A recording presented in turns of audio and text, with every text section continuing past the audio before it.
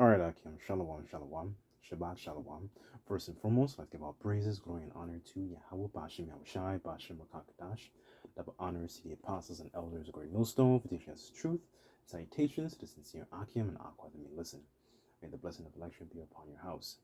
My name is Brother Kwai. I'm back in here with another quick and Lord's will and edifying lesson. And today's lesson is really just based on a conversation I had with a coworker, and she is an example of a speckled bird. Um, Confusion of faces kind of Israelite, right? So you're Israelites that don't look like your typical Israelites, right? And you're just having this kind of conversation, and in regards to like history and on the Dark Ages, and that's something I wanted to actually touch upon today, right? Because this is a missing part of history. Because so-called Black History Month had ended last month, and a lot of our people still to this day don't know that, right? And so, what do I mean by speckled bird, right? As a matter of fact, let me get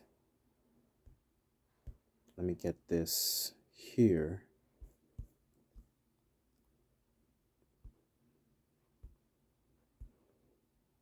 This is Jeremiah 12:9, and it says, "Mine heritage is unto me as a speckled bird. The birds round about are against her. Come ye assemble, all beasts of the field, come to devour." Right? So you have Israelites that don't look like your typical Israelites. They look, in the nations where we were scattered at, right? And when you read about Genesis 6 and the sons of God, and they took on the daughters of men, right, that they were fair, right? A lot of these Israelites, where they were scattered to, when you read about Luke 21, and the destruction of the second temple, and the Israelites, some of them fled into Africa, and a lot bulk of them also fled into different parts of Europe as well, right? And when you read about these things, we took on those, not just their customs, but we took a lot of the women that were there, and a lot of the seed that was brought forth. They no longer looked like your typical Israelite, right? So, um, oh boy, let's get. I don't even know where to start, but Lord's will, this lesson may be edifying. Where is it? Just bear with me on this one. This is 1 John 4, verse 1, and it says, "Beloved, believe not every spirit, but try the spirit, whether they are of the Most High, Yahweh Bashem Yahushai, because many false prophets are gone out into the world," right? And one of the reasons I brought this up, because she kept bringing me, she's a coworker of mine, and she kept bringing me like all these different like clips of like different parts of history, more specifically in Egypt specifically. And she kept telling me about about like her family, and they are, a lot of people. And then she was one of those I guess people that a lot of people in the world would clown her, because she looks like, for example, I'll just say Jennifer Aniston as an example, right? Very, very fair skin and blonde hair, right? That's how she looks on in the physical sense, right? And a lot of people in the world, like friends and people, coworkers, they would clown her, because people would tell her like, oh, she's a so, like, I guess, like one of those women that kind of like fetishize so-called black men. And but the thing is, the people in the world are not spiritual. That's another thing that made me realize, like, there's a lot of bells ringing off here. A lot of people in the world, including Esau, these people are not, our people especially in the world, they're not spiritual, right? They only see these different check boxes, what you see, like when you fill out government applications, right? So, um, 1 Corinthians chapter 2,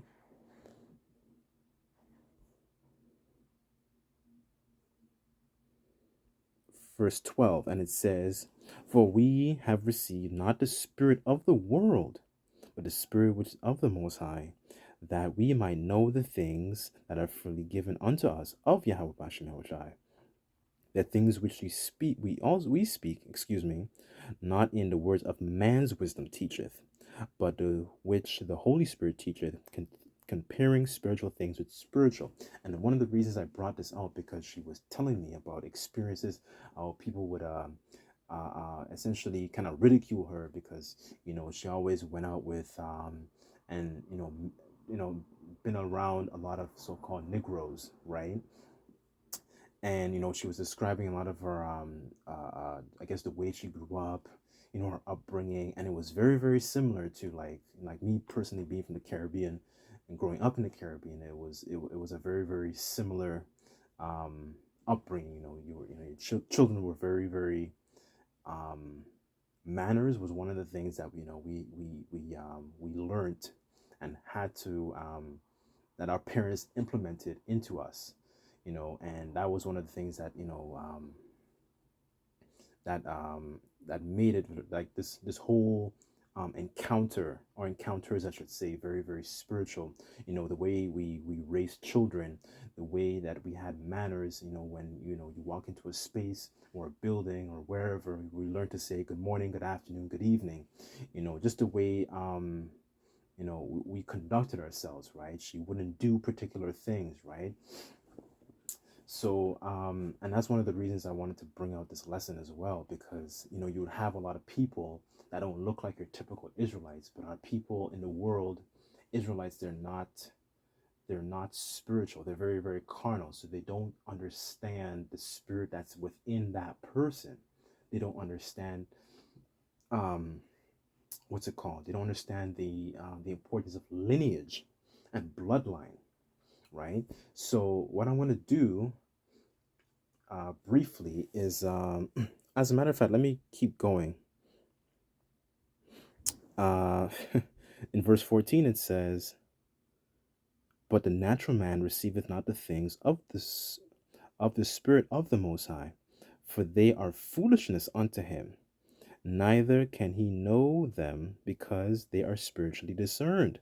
Right. So these things, like especially the information I'm bringing out. This is very foolish to unto her, and foolish unto people like Esau, and foolish unto especially two-thirds of our people too, because they don't understand. Like I was saying earlier, they don't understand um, the, the the deeper things, the deeper the spirit that's within that person, and what happened to our people when we went into different lands and we mingled ourselves, you know, among the heathen, right? And we took on their customs, and we took on their wives as well, right? This is something that Nehemiah I think also brought out in one of his chapters. I can get that later on, right? But really, the point of this lesson I really wanted to bring out is stress the importance of um, that um, so-called Negroes, and then going into the interiors of Europe, and then conquering Europe, because that is a part of history our people still to this day don't even know about, right? They're clinging on to bread. They're clinging on to Africa, like Africa is the breadbasket of the entire world, right? um, so I just wanted to read a little bit here in this book I have here. It's called The Negro Question Part 4, The Missing Link. And, just wanted to touch on a couple things here. All right, so just bear with me 1 second.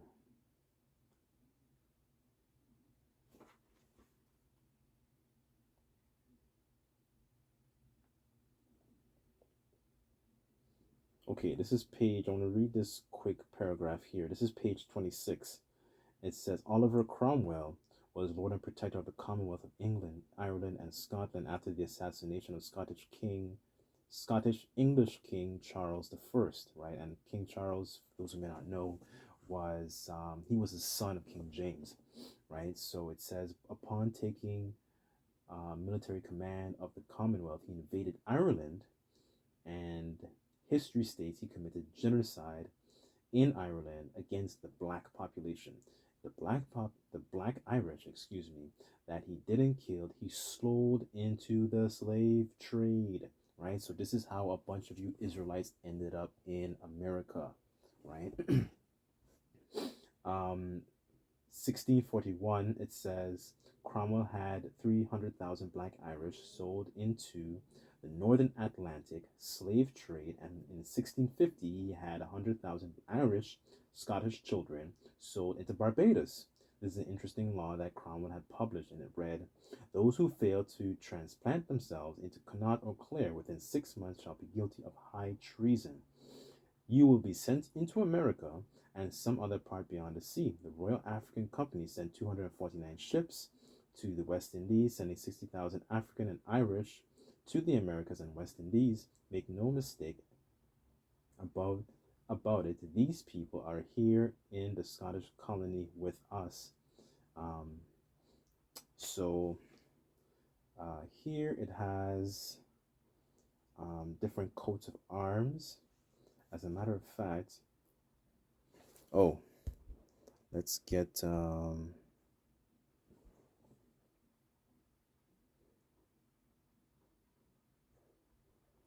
Job. Okay, this is Job 13 and 4, and it says, "But ye are forgers of lies, ye are physicians of no value."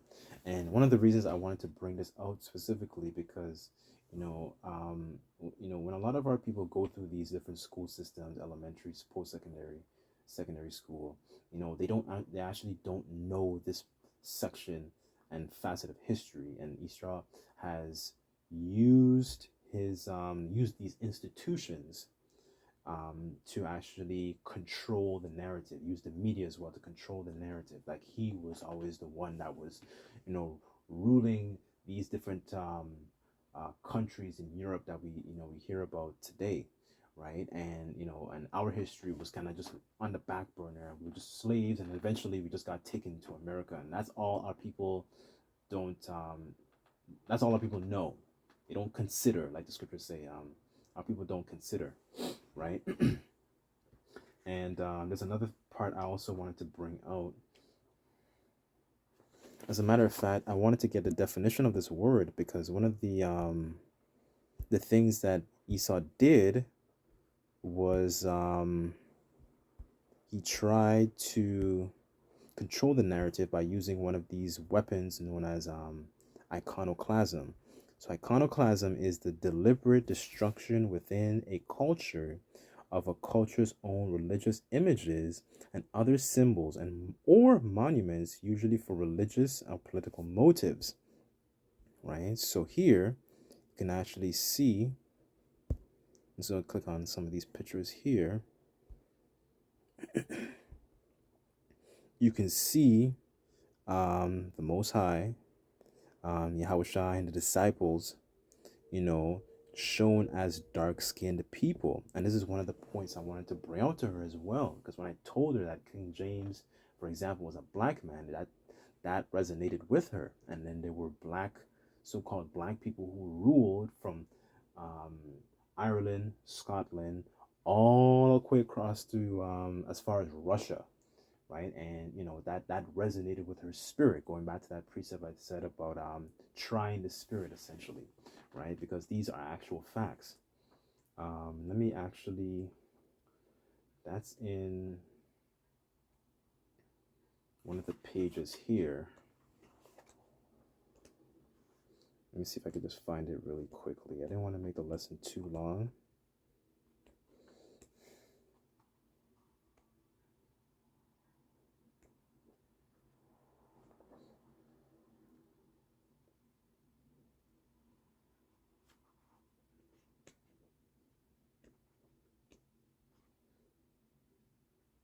Oh, okay. So good. Awesome. I found it.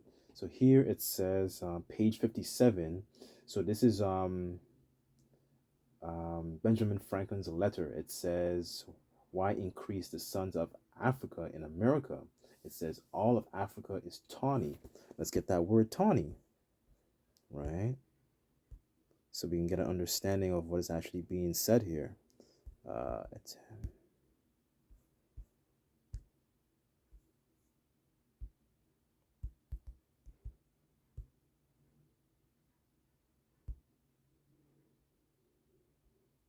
Okay, so tawny, it says a tan colored brown with dark or dull yellow-ish orange.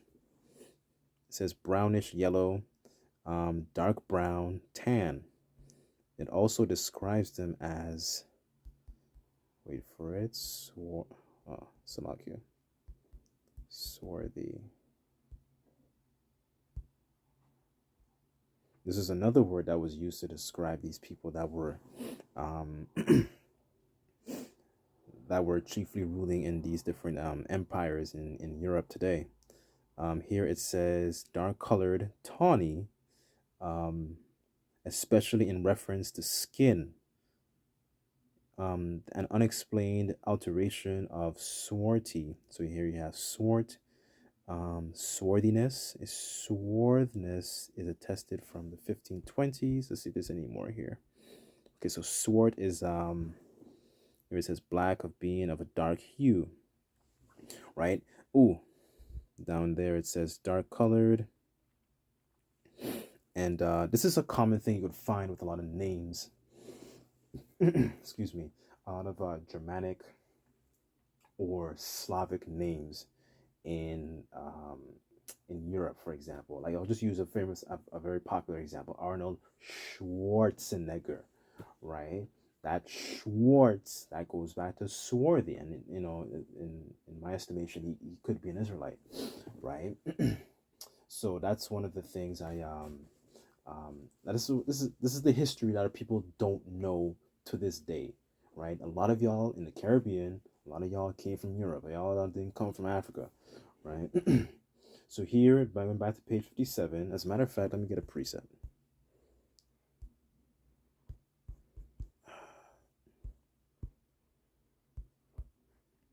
Okay, Revelation 20, verse 1, and it says, "And I saw an angel come down from heaven, having the key of the bottomless pit and a great chain in his hand. And he laid hold on a dragon and that old serpent, which is the devil and Satan, and bound him 1,000 years, and cast him into the bottomless pit, and shut him up, and put a seal upon him, that he should deceive the nations no more, till the 1,000 years should be fulfilled, and after he must be loosed a little season."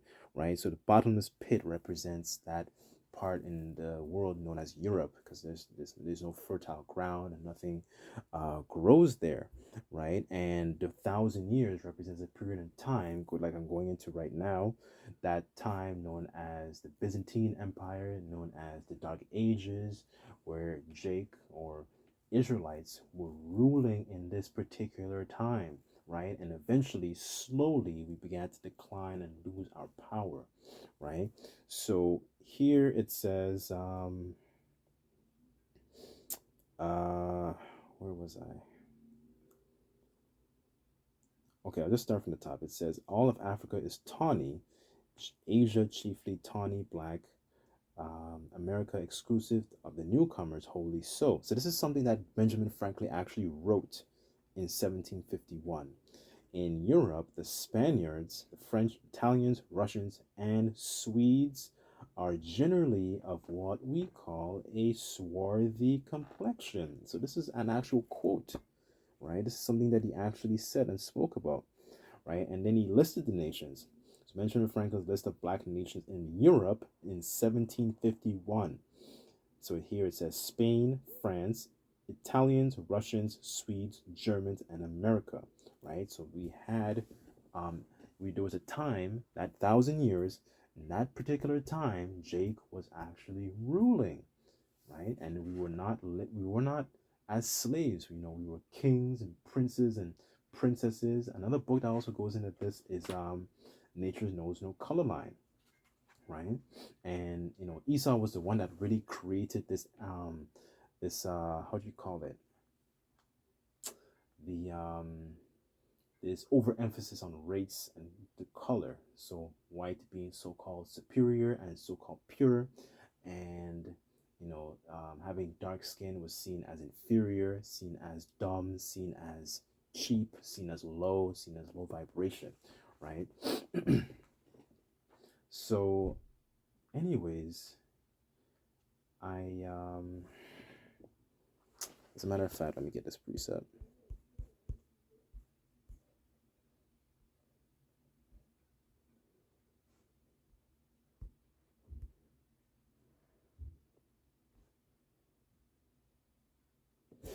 Okay, this is Baruch 2 and 30, and it says, "For they would not hear me, because it is a stiff necked people, but in the land of their captivities they shall remember themselves, and they shall know that I am the Lord their power, and I will give them a heart and ears to hear, and they shall praise me in the land of their captivity, and think upon my name, and return from their stiff neck and from their wicked deeds, for they shall remember that the way of their fathers have sinned before the Lord," right? And that was one of the points I also wanted to bring out to her, because I was reminding her, like, yo, our people don't look back enough, right? And our people don't seem to understand the importance of lineage and knowing and understanding a bloodline. Like your so-called how do you call it, citizenship is not a bloodline, right?